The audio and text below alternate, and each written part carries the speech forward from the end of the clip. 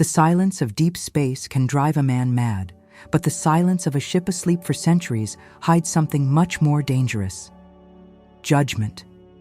For generations, human pride made us believe that the universe was a wild horse needing to be tamed. We broke cosmic locks, invaded systems of extinct races, and took what was not ours with the force of our weapons. But there was a structure, immense and ancient, hovering at the edges of the stellar frontier, that refused to yield. Elite squadrons were sent. Master engineers tried to decipher it. All failed, and the metal giant remained silent, cold, impenetrable. Until the TERRA fleet decided to send the last person anyone would expect on a rescue mission for cutting-edge alien technology. He was not armed. He did not bring access control codes. He brought only the purest and most forgotten essence of our species.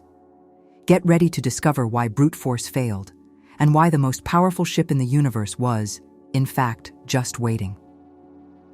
The smell of ancient stardust and cold metal dominated the monumental hangar.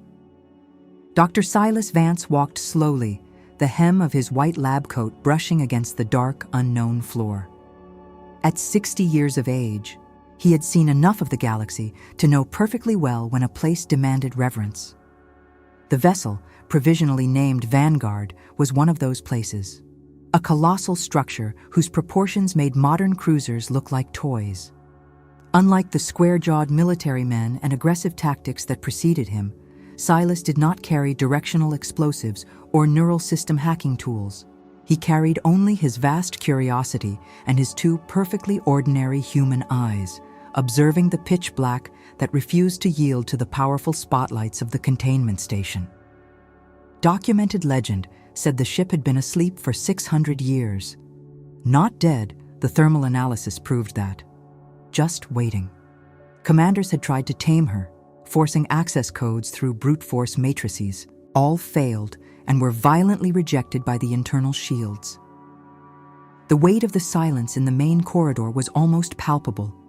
Each of Silas's steps echoed through the walls that seemed to absorb the sound and return it as a metallic whisper. The light did not turn on with a mechanical click, but flowed like silver water through the grooves of the metal, revealing fluid inscriptions that seemed to pulse to the exact rhythm of the old scientist's breathing. He did not order the ship to show the way or turn on the emergency lights. He just waited in silence, crossing his hands in the pockets of his lab coat. And, for the first time in 6 centuries of crushing loneliness, the Vanguard decided, of her own free will, to invite a human to enter her core. The Vanguard's command center was not filled with blinding screens or chaotic button panels. It was a vast circular hall where the gravity felt slightly altered, bringing an immediate sensation of lightness. At the geometric center of the hall, with her back to the entrance, stood a solitary figure.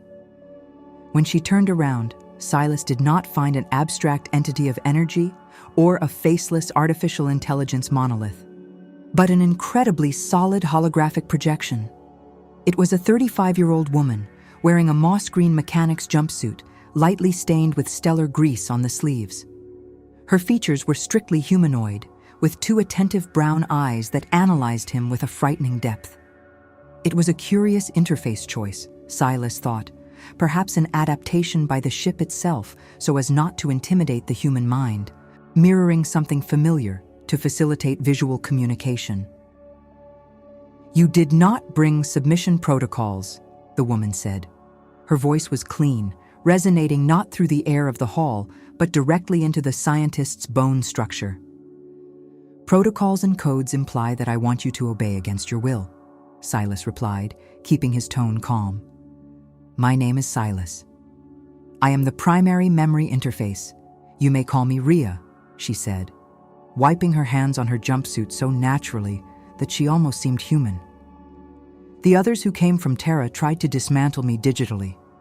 They demanded that I start the warp drives. They demanded my native coordinates. You are the first to enter this core and simply stand in silence." 600 years of absolute silence must have been exhausting, Silas observed with empathy. "I thought you might like to dictate the pace of this conversation." Rhea walked around him, her two eyes fixed on every micro-expression of the 60-year-old man. My creator species believed that the true strength of a ship lay not in the lethality of its weapons, but in the absolute bond with its navigator. A bond, Dr. Vance, is not built with orders. It is built with questions. Silas absorbed the words of the holographic interface. Rhea stopped a few steps away.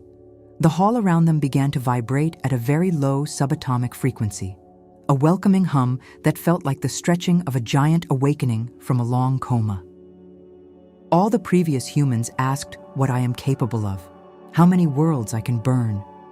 No one asks if I want to go somewhere, Rhea murmured, the fabric of her holographic jumpsuit reacting to an invisible wind inside the chamber.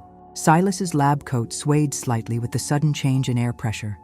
He looked at the monolithic structures supporting the ceiling of the hall and then returned his full attention to the woman in front of him. "Where do you want to go, Rhea?" The question hung in the static air of the core, simple, direct, and profoundly disarming. Humanity had always looked to the universe to extract value, but the true strength of the people of Terra was not destruction, but the innate capacity for empathy, the will to understand the unknown. Rhea closed her two eyes for a long, heavy moment. When she opened them, the entire hall exploded in a comforting, golden glow. Gigantic energy screens sprang to life all around, displaying vibrant star maps of routes and galaxies that the astronomers of the entire fleet did not even know existed. I have been waiting for a traveler who was not afraid of the vastness, but who also would not try to chain it to a military base. Rhea's voice now echoed with the impressive power of space-time distorting engines. "I was built to carry the survivors of a war, Doctor. But with the right company, I believe I can, for the first time, explore peace." The dark metal floor trembled beneath his boots. Silas braced his feet, his heart beating with the vigor of a young adventurer facing the infinite. The Vanguard no longer belonged to the lonely void. She had finally found someone worthy of being her travel partner.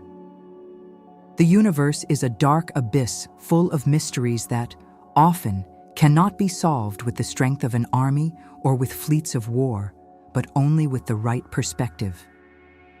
The journey of the ancient ship Vanguard and Dr. Silas is just beginning, and they are about to sail far beyond where our most advanced radars can see. If you liked this different take on space exploration and what the true, hidden power of humanity among the stars is, do not forget to subscribe to the channel right now and leave a like to support the creation of more exclusive stories like this one. Let me know in the comments.